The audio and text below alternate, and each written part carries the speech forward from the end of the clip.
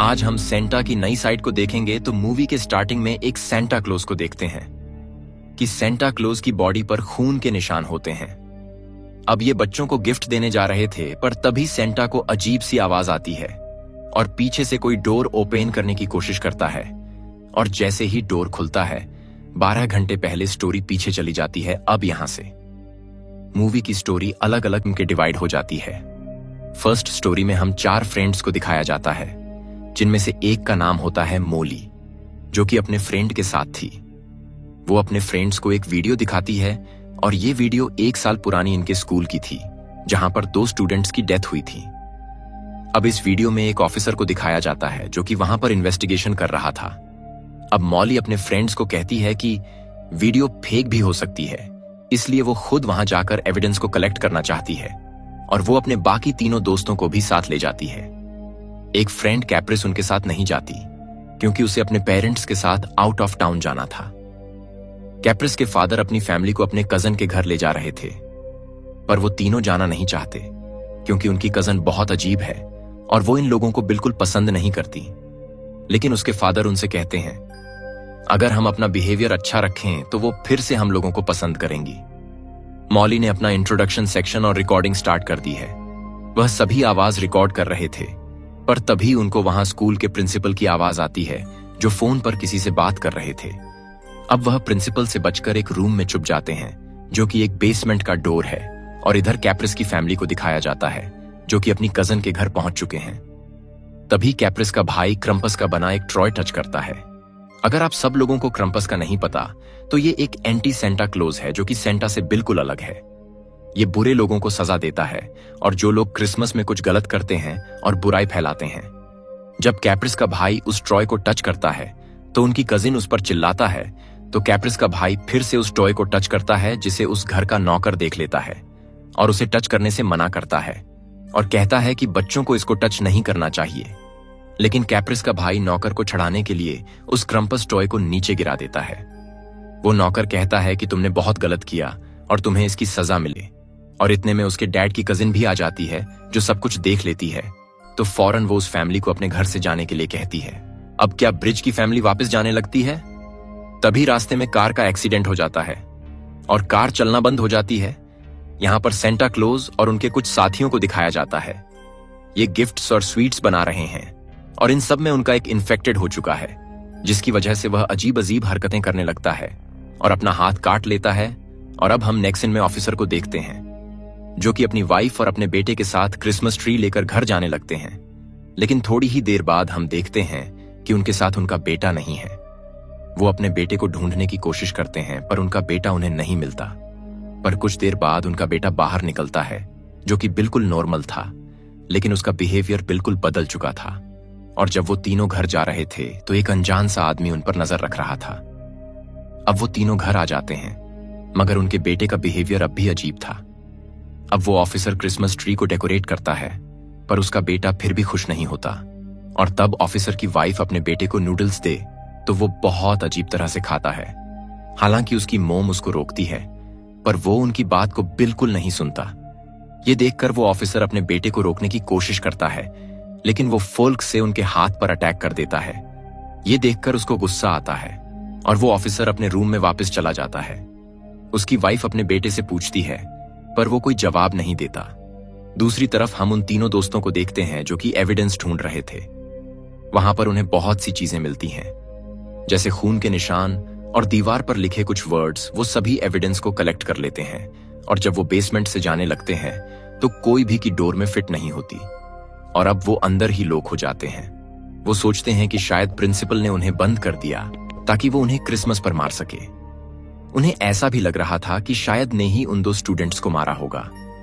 वो लोग काफी डर जाते हैं और दोबारा नीचे आ जाते हैं।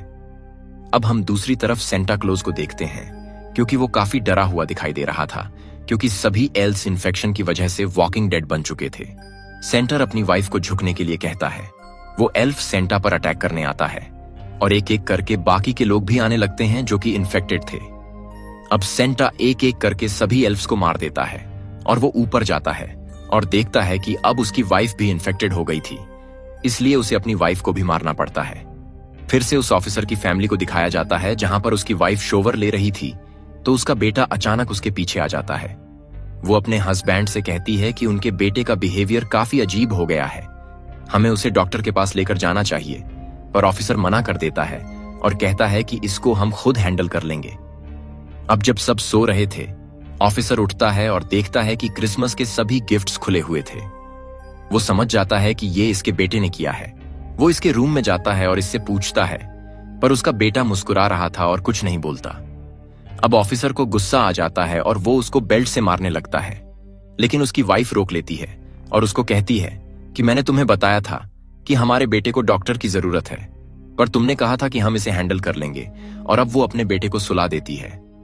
तभी फोन रिंग करने लगता है और फिर फोन वही अनजान आदमी का था और वो कहता है कि मैंने तुम लोगों को देखा है जब तुम मेरे गार्डन से क्रिसमस ट्री चुरा रहे थे, और मैंने तुम्हारी कार का नंबर भी पढ़ लिया है। ये वही आदमी था जिसने इन्हें देखा था। वो पूछती है, तुम्हें क्या चाहिए? वो कहता है कि बस तुम चैंगलिंग को लेकर वापस आ जाओ। जो तुम्हारे घर में तुम्हारा बेटा है, उसकी शक्ल में एनिमल चैंगलिंग है। वो तुम्हारा बेटा नहीं है। अगर तुम उसे वापस न लाई तो वो तुम्हारी पूरी फैमिली को मार देगा। पर ऑफिसर की वाइफ को यह सब चोट लग रहा था और तभी वो फोन कट कर देती है और अब वो नेट पर चैंगलिंग के बारे में पढ़ रही थी। और अब ऑफिसर को दुख होता है कि वो अपने बेटे को रूम में सॉरी बोलने के लिए जाता है, पर तभी अचानक से ऑफिसर की वाइफ को आवाज आती है। वो जाकर देखती है कि ऑफिसर मरा हुआ था। वो वहां पर काफी डर जाती है। वो उसी इंसान को फोन करती है और उससे इसका रास्ता ढूंढती है। वो कहता है कि तुम्हें चैंगलिंग एनिमल वापस लाना होगा। वो कहती है कि मेरे बेटे का क्या होगा? वो कहता है कि तुम्हारा बेटा तुम्हें मिल जाएगा। उस एनिमल को तुम्हें ध्यान से लाना होगा, क्योंकि वो इंसानों की इमोशंस को जान लेता है कि इंसान क्या करने वाला है। अब वो जाती है और अपने बेटे को एक ड्राइव पर जाने की ऑफर करती है, पर वो उसके इमोशंस को पढ़ लेता है और उसी पर अटैक कर देता है। वो उसको बेहोश करके एक बोरी में बांध देती है, उसको लेकर उसी ट्री के पास ले जाती है और वहीं उसको वो आदमी मिलता है। वहां पर और भी बहुत सारे वैसे ही एनिमल्स थे। अब ऑफिसर की वाइफ उससे कहती है कि मैं इसको लेकर आ गई हूं और मुझे मेरा बेटा वापस करो। और वो आदमी उसको कहता है कि मुझे नहीं पता, तुम्हारा बेटा कहां है? वो गुस्से में उस एनिमल पर गन रख लेती है। वो कहता है, इसको मत मारो। वो अब उस एनिमल को छोड़कर उसी आदमी को मार देती है। वो एनिमल उसकी तरफ आता है मगर उसको कुछ नहीं करता और ट्री के अंदर चला जाता है। और कुछ देर बाद उसका असली बेटा बाहर निकलकर वापस आ जाता है और वो दोनों अब अपने घर खुशी खुशी चले जाते हैं। अब हम तीनों फ्रेंड्स को देखते हैं। उन्हें वहां पर अजीब सी आवाजें भी आती हैं। तभी उन्हें ऐसा लगता है कि जैसे कोई टोप पर चल रहा हो और वो ये सोचते हैं कि शायद ये प्रिंसिपल है जो उन्हें मारने आया है। अब जब एक फ्रेंड वॉशरूम के लिए जाता है तो मॉली और दूसरा फ्रेंड अकेले ही रूम में होते हैं और अचानक मॉली को अपने फ्रेंड के पीछे उसी लेडी की रूह नजर आती है जिसको 1 साल पहले मारा गया था। उसे देखकर वह काफी डर जाती है और बेहोश हो जाती है और वह दोनों मॉली को सुला देते हैं और मॉली के अंदर उस लेडी की रूह आ चुकी थी और वह उठती है और अपने फ्रेंड को एक रूम में ले जाती है और अपने फ्रेंड के साथ कुछ टाइम स्पेंड करने के लिए कहती है और उसे थोड़ी ही देर बाद मार देती है। और अब वो अपने दूसरे फ्रेंड के पास जाती है और उसको चेयर पर बिठाती है, उसके साथ भी टाइम स्पेंड करने का बोलती है। पर अचानक से मॉली के अंदर से घोस्ट बाहर निकल जाता है और उसको होश आ जाती है। तभी उन्हें एक आवाज आती है जहां उनका फ्रेंड मरा हुआ था। क्योंकि उस लेडी की रूह ने मॉली के अंदर थी, इसीलिए मॉली को सब कुछ पता चल चुका था। मॉली बताती है कि वो लड़की इसी रूम में मरी थी। वो मुझसे चाहती है कि उसके बेबी की बर्थ मुझसे हो। और मॉली बताती है कि अब वह प्रेग्नेंट है और अगर हमने उसकी हेल्प नहीं की तो वो हम दोनों को मार देगी।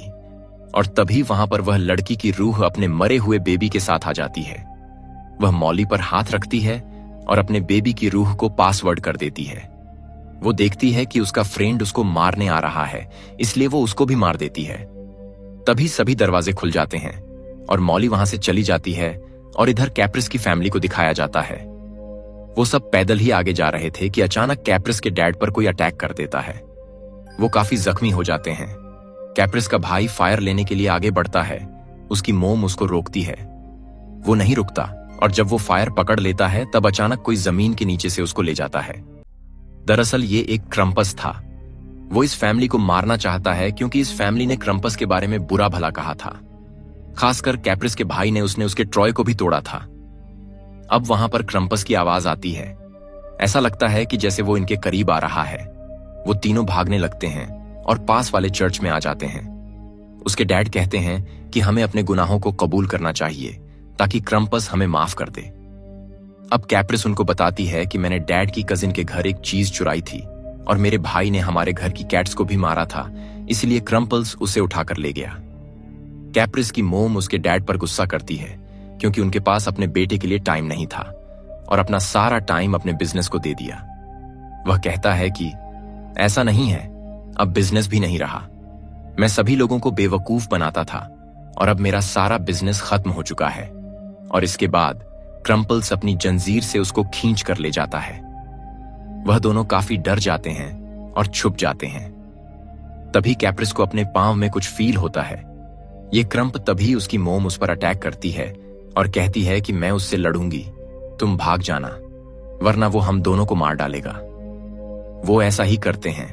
उसकी मोम क्रम्पस को चैलेंज करती है और क्रम्पस उन्हें मार डालता है और अब वो कैप्रिस के पीछे पड़ गया था। अब कैप्रिस सीधा अपनी डैड की कजन के घर चली जाती है ताकि वो ये सब ठीक कर सके, पर उसकी कजन डोर ओपन नहीं करती। फिर इधर क्रम्पस आ जाता है और कैप्रिस अपने पास पड़ी लकड़ी उसको मार देती है और वहां पर आयल पड़ा होता है जिससे वो उसे जला देती है। और अब क्रम्पस मॉन्स्टर से उसी नौकर में बदल जाता है जो उसके डैड की कजिन के घर में था। और अब हम यहां देखते हैं कि उसके डैड की कजिन को यह पता चल जाता है कि वो नौकर कैंपस में इसलिए बदला जो उसने गुस्सा कैप्रिस की फैमिली पर किया। और अब वो कैप्रिस को यह भी बताती है कि उन्हें पहले से सब कुछ पता था, इसलिए उन्होंने उसकी फैमिली को पगाना।